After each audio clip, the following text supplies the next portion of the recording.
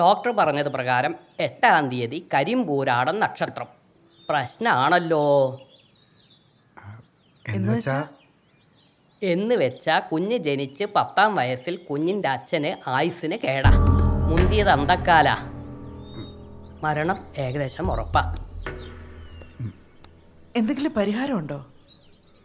ദേവിയെ മനസ്സിൽ ധ്യാനിച്ച് ഒരൊറ്റക്ക സംഖ്യ ദക്ഷിണ വെച്ചോളൂ. പ്രതിവിധി പറയാം. ഞാൻ കൊടുക്കാം.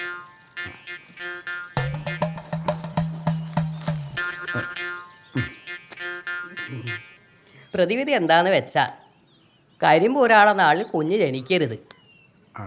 അതെങ്ങനെ? നല്ലൊരു നാൾ നോക്കി സിസേറിയൻ അവിടെ ചെയ്യാ. എങ്ങനെയുണ്ട്?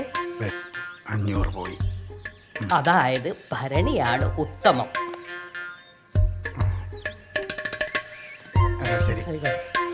കേട്ടോ, ഞാൻ ജീവനോടെ ഉണ്ടെങ്കിൽ നീ പറയുന്ന കാര്യം നടക്കത്തില്ല. കണിയാൻ പറഞ്ഞ അച്ചട്ട സോമചേട്ടാ, അയാളോട് പോകാൻ പറ. അങ്ങോട്ടോ ഇങ്ങോട്ടോ മാറിയാ ഇവിടെ ഒന്നും സംഭവിക്കത്തില്ല. നമുക്ക് മനസ്സമാധാനമല്ലേ സോമചേട്ടാ? ചേട്ടാ പെണ്ണ് പറ്റില്ല. അതിനു മുമ്പ് നക്ഷത്രവും കിടി ജാതകവും കുറിച്ചു തന്ത തട്ടിപ്പോകുന്നല്ലേ? ഇതിനുള്ള മറുപടി ഞാൻ കൊച്ചിന്റെ 10-ാം വയസ്സിൽ പറയാം.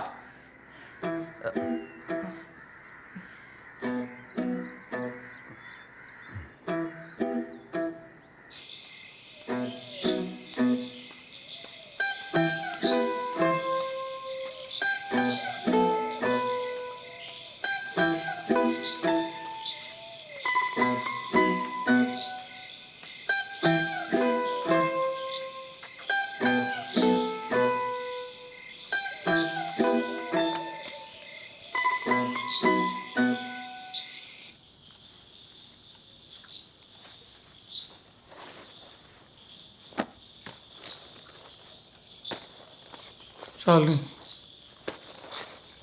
എനിക്ക് വളരെ പ്രധാനപ്പെട്ടൊരു കാര്യം പറയാനുണ്ട്.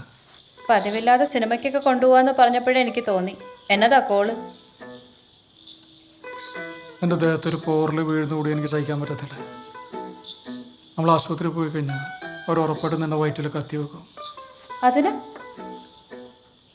നമുക്ക് ഈ പ്രസവം നമ്മുടെ വീട്ടിൽ വെച്ച് നടത്താം. വിവരമില്ലേ നിങ്ങൾക്ക്? പ്രസവം കേൾക്കുമ്പോഴേ എനിക്ക് പേടിയാ, പിന്നല്ലേ വീട്ടിൽ വെച്ച്. ശാലിനി, പ്രസവം ഒരു പ്രക്രിയയാണ്, അത് നടന്നോളൂ. തേങ്ങാ കൊലയാണ് പ്രക്രിയ എന്നൊക്കെ ആണുങ്ങൾക്ക് വെറുതെ അങ്ങ് പറഞ്ഞാൽ മതിയല്ലോ. സോമചേട്ടന്റെ പിടിവാശി ഇവിടെ കാണിക്കല്ലേ. ഞാൻ എൻ്റെ കൈ വെച്ച് എന്തോരം പ്രസവം എടുത്തിരിക്കുന്നു. പശുവിന്റെ പ്രസവം എടുക്കുന്ന പോലെയാണോ ഇത്?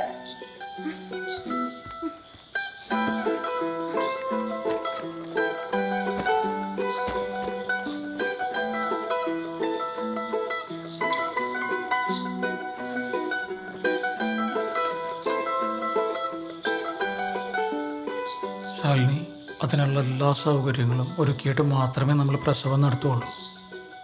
നിനക്കെന്നെ വിശ്വാസമില്ലേ? ഇനിയിപ്പൊ ഞാൻ സമ്മതിച്ചാൽ തന്നെ എന്റെ വീട്ടുകാർ സമ്മതിക്കോ?